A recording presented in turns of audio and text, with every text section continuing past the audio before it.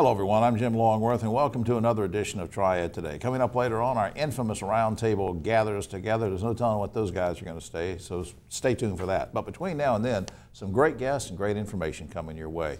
We'll tell you about a professional center that's helping people get back into the swing of the careers they want to get back into. If you have an interest in photography, we're going to tell you about that and what Randolph Community College is doing in that regard. And we'll have some winter weather gardening tips as well. So a lot of things going on, that and much more. But first, we turn our attention to March as National Nutrition Month.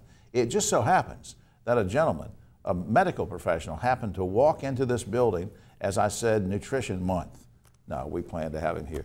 On my right, our good friend, Dr. William Satterwhite, we call him Bill. He's a Chief Wellness Officer for Wake Forest Baptist Medical Center. It's so good to have you back. Thank you very much. Good to see you Appreciate again. being here, as always. You get younger every time you come on the show. Good. Which is, it's good nutrition. It's this. It's this. It's a good nutrition. It is this. See, you see this shot of us, that's what's wrong with me, that's what's right with him. Okay, now, why is, this is the serious question, why is National Nutrition Month so important? What's it all about?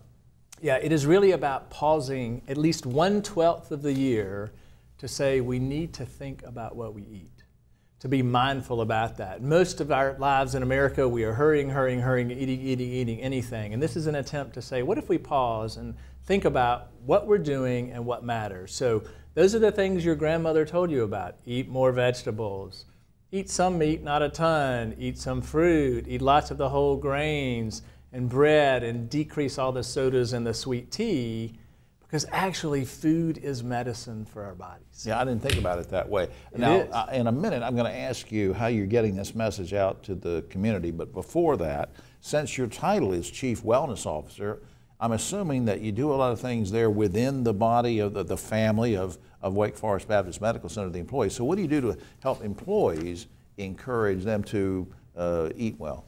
Yeah, so we have multiple things now going on, even more than the last time we were together. Some of those are programs that relate to weight loss, some that relate to decreased stress, some that relate to increased activity. We also have things that we've rolled in with the whole medical education for med students and others, because nutrition is very important and everyone realizes that. Now, when you talk to employees, and as I said, we'll get to the community at large in a second, but when you put your message out there, you said something in an email that you sent to me about preventing disease through good nutrition. What exactly did you mean? Yeah. So it really goes back to that phrase, food is medicine. It really is. And so one of the things that's happened to us in America is because of what we eat, and we call it the SAD diet, Standard American Diet, it basically is not good for us, even down to the cellular level, right? And so if we change that and eat differently, it actually cures and reverses all that. Right. So things your grandmother may have told you are things that they did to my parents, and my parents are in their 80s now, and they were forced to drink cod liver oil every night. Ugh. And they were like, why are we doing that? It's terrible. We hate it. They'd be like, shut up and take it. It's good for you because it's loaded with vitamin A and vitamin D. There was a reason behind it. Yeah, there's a reason behind it, right? You're doing some things throughout the community I think are great, and they're called Best Health Classes. It's a Best Health series. Up on screen are several dates I just want to throw out there and mention. You can comment on them or not. They're kind of self-explanatory. March 12th, Eat Plants to Fight Cancer. March 19th, Love Your Colon. March 29th, Trends in Nutrition. And March 31st, Cooking for Digestive Health. Anything you want to say about those? Yeah, all of those are geared down that path. So if you think about eating plants for fighting cancer, there really are things you can eat that do that. Things like apples and beets and spinach. The more of those you eat, actually, again, down to the microcellular level, the more that helps keep those things away. Right. Cancer is really our own cells kind of gone awry because they're not actually getting what they need. That's at least part of it. Part of it can be genetic and other factors, but part of it is saying, what if I just gave them actually what they needed all the time? Right. So those classes are geared toward that. Some that relate to nutrition, some that's focused on the colon, others that are sort of trendy things that are happening now. And in one of them, you're even going to give actual tips on cooking, right? Yes. That's cool. Yes. All right. Up on screen, wakehealth.edu/besthealth. Please check that out for our radio audience. I want to mention that again, wakehealth.edu/besthealth. Dr. Bill Satterwhite, thanks for all you do for everybody. Oh, my pleasure. Good message. All right. Thanks. All right. We'll see you Anytime. again soon. Yeah. All right. We'll be right back after this. Now on Triad Today, I'm glad that this friend decided to drop back by. We've had him on the show before when Professional Center from Goodwill got up and running, and now we're going to get a progress report and talk about that. On my right, our good friend, Randy Wooden. He's a director of the Professional Center for Goodwill Industries in Northwest North Carolina. Welcome back, sir. Thank you very much. Good to see you. Yes, sir. Let's remind people who didn't see you before when you were on the show, sort of a three-pronged quick question just to get us started. What is the Professional Center? Where is it located, and what's the mission? Professional Center, our job is to help professionals who are either unemployed or underemployed to do a better job of the job hunt. Sometimes that means reinventing themselves, fork in the road career-wise. Right. Others know what they want to do, but they're just struggling with technology or the job hunt in general, and they need some help. And we're located at Goodwill's corporate location, 2701 University. So we're in with a lot of the other skills training and other offices there.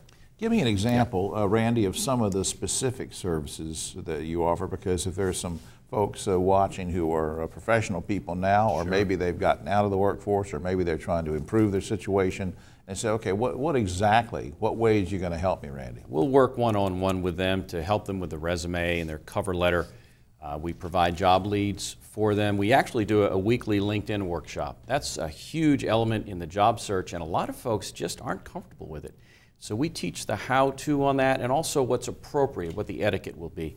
And we also bring in on a monthly basis, we'll bring in HR executives, we'll bring in recruiters and other folks to help either do mock interviewing or to provide feedback on best practices in a job hunt. So there's a lot that we do. There's no time limit on how long we work with somebody. We're there for as long as we add value in their job search. Now, do I pay you a fee to come in and get this service? No. Actually, all of our salaries are paid by the retail store dollars. We are just another Goodwill program. It just, in our case, we're geared toward people typically who have maybe a college degree, who've been in a salaried position, who work in a professional environment. And I always like to remind folks very quickly when we do these segments, and people say, well, what does this have to do with me donating clothing and items at Goodwill? When you do that, the items you donate goes to the Goodwill retail stores at various locations. They sell those, and the proceeds go to support programs like this who help people get back to work. So it's a great cyclical thing. It really is. Randy, what's the biggest challenge for the Professional Center, do you think? Well, we see a change in the people that come to us now. When we opened in 2012 and 13, that time frame, most of the people were unemployed. In fact, probably all were unemployed. But what we see more now is people who have been employed or underemployed and re-entering the job market. They've had to do whatever they could to provide for their family and loved ones after the recession.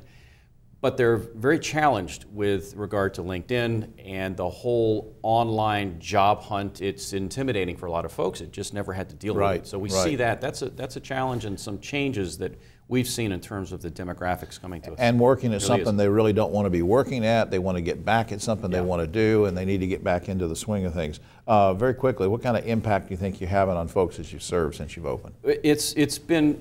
We're blessed in that we have the opportunity to help people improve their lives, and whether it's that person right out of college with no idea what they want to do, it's the mid-career person who says, maybe I want to try something else, or it's the more senior worker who's getting squeezed based on age and the salary that go with it and that kind of thing. It's to be able to help them focus and be efficient and effective in a job search.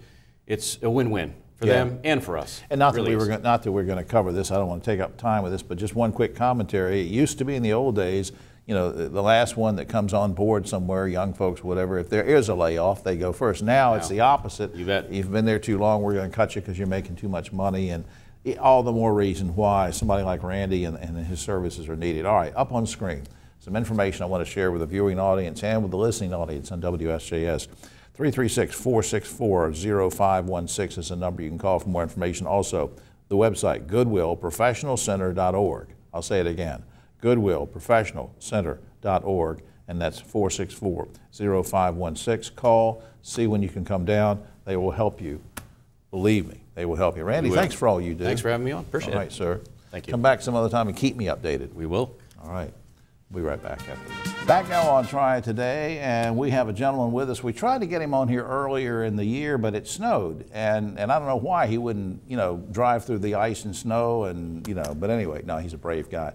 We're here with my good friend Greg Stewart. Welcome to the program. Yeah, thank you. Good to see you. Thank you very much. Greg is Photography Department Liaison for Randolph Community College. Finally glad to get you here. We have a collection of cameras we're going to show people in just a second.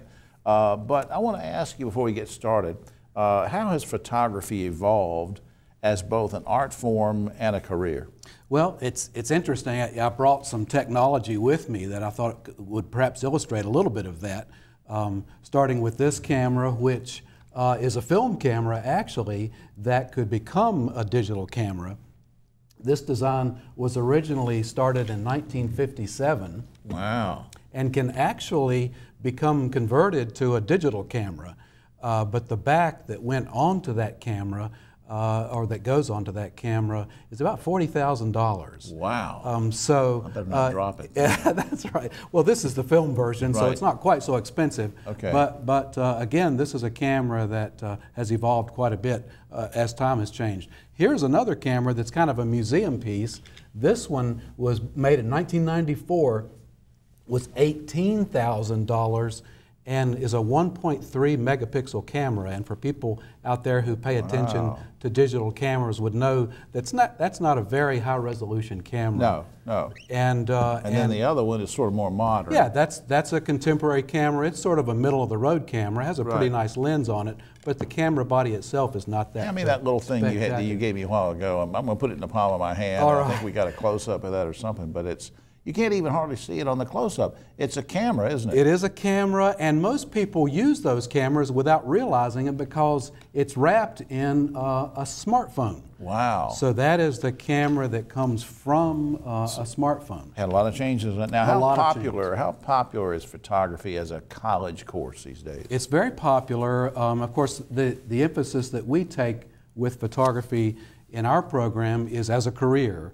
And so rather than being just a single course that someone might take as an elective, we're focused on it from a career basis. And so we go from start to finish and work intensively with the idea that our graduates will be prepared to work as professional photographers. I was going to play a video here at the beginning, but I wanted to see these cameras. I want to do that now. I want to sort of pause for a second because, you know, when you talk about preparing kids and adults for careers, I think this 30-second clip will show you, without me even describing it, what kind of stuff goes on over there and how professional they are. Watch this.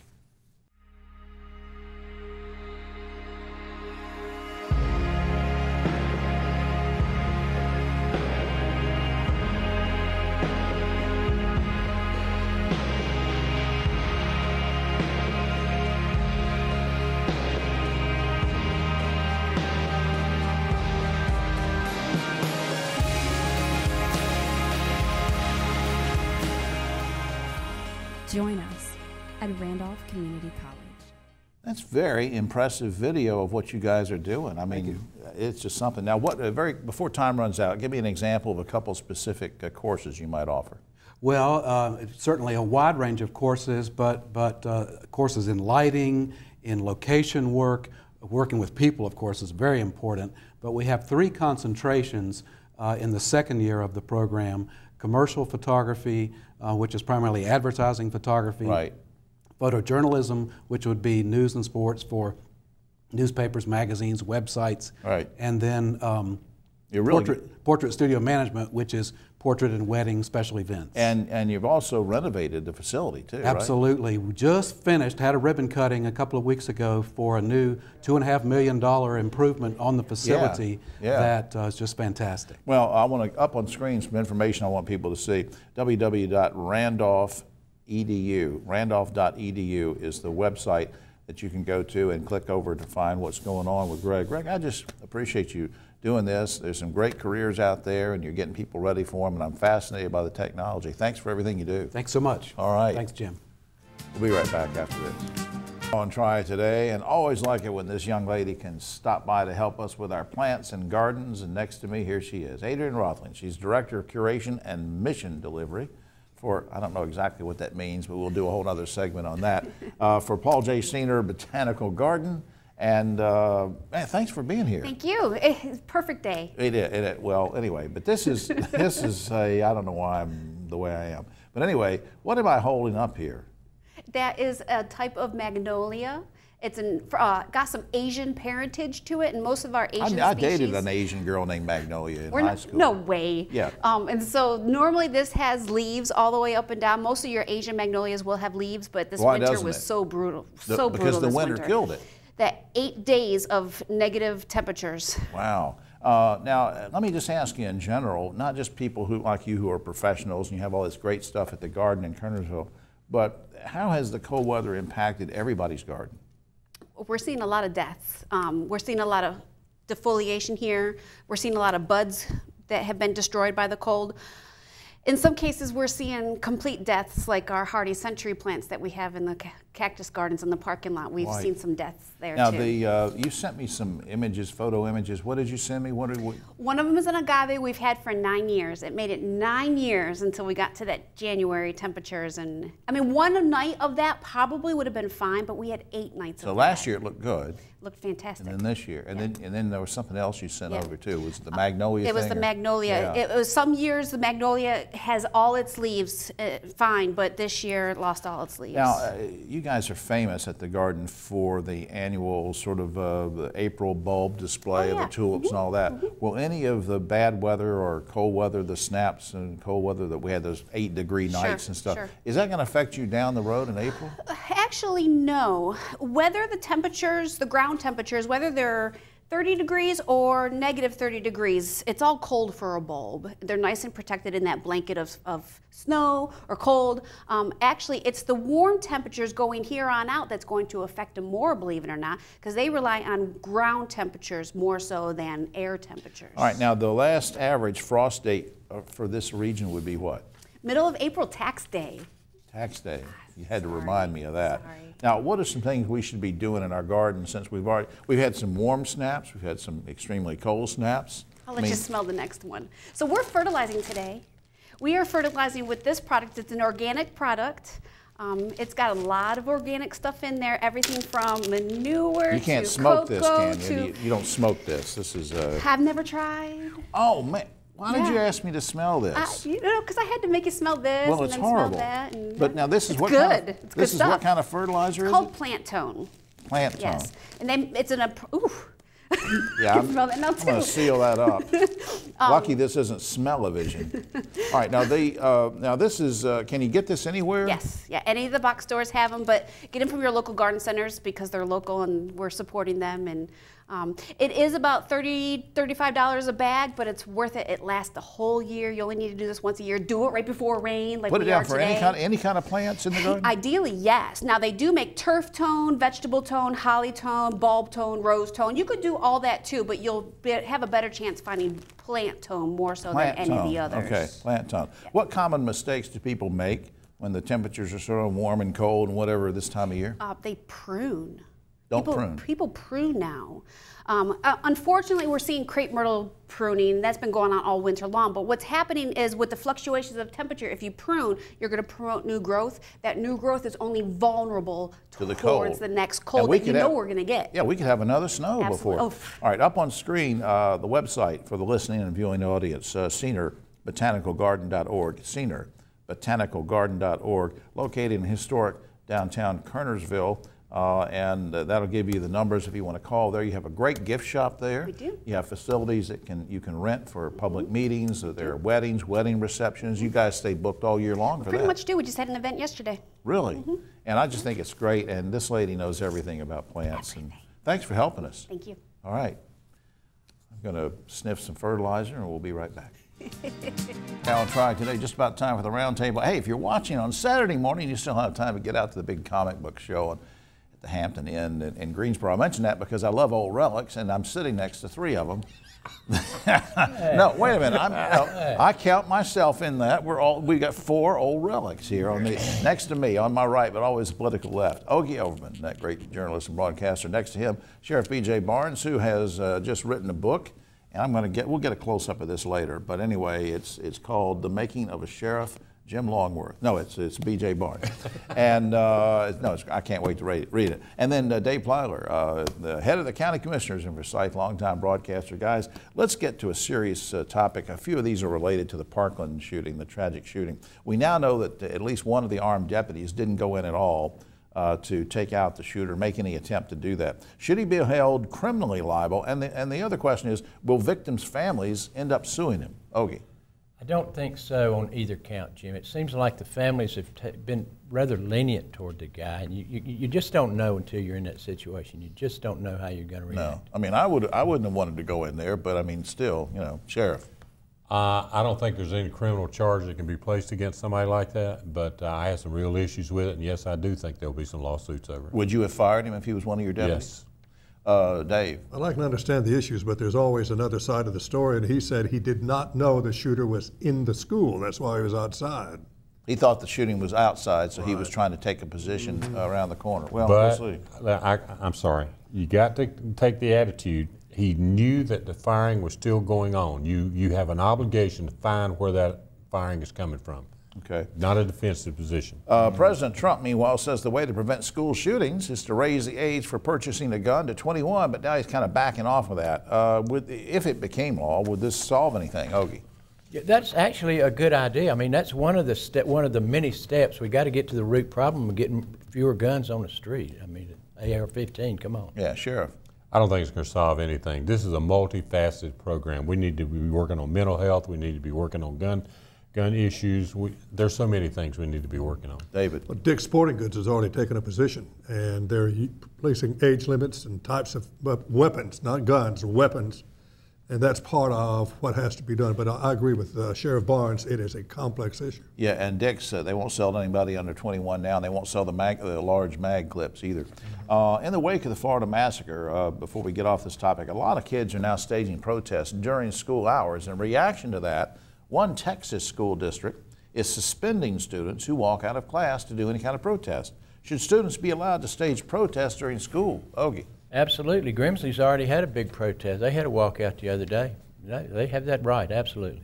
Even during school hours? Yes, sir. Sheriff. Walk out, no. Protest, yes. If they walk out, they should drop their letter grade a point when they do it.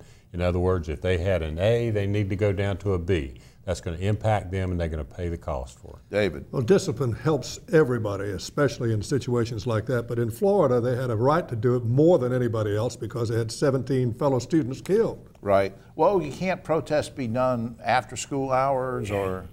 I disagree, BJ. I just think, and this is a special situation. If it were, say, wearing neckties to class, for instance, this is a big issue. This isn't a trivial thing. All right.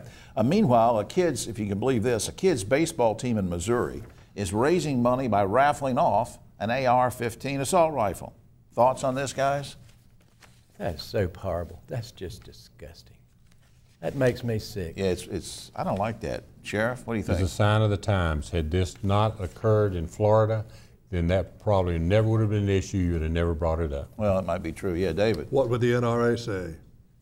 They'd probably donate it. That's right. That's right. How much time we have, Brian? 2 minutes. Very quickly, I don't want to spend a lot of time on this, but a school district in Wisconsin just paid $800,000 in damages to a girl who identifies as a boy. Given all that's going on, I mean, is that a good use of taxpayer dollars because she wasn't treated as a boy? Ogie. Well, if they hadn't appealed it, if they had just gone ahead and gone with the law, that you are able, this is an anti-HB2 thing. Yeah. Well, if they had just complied, they wouldn't have had to pay it. Yeah, Trump's decision with the DOE came right after they made the payment. You're right, though. If they'd waited another couple of weeks, quickly, BJ.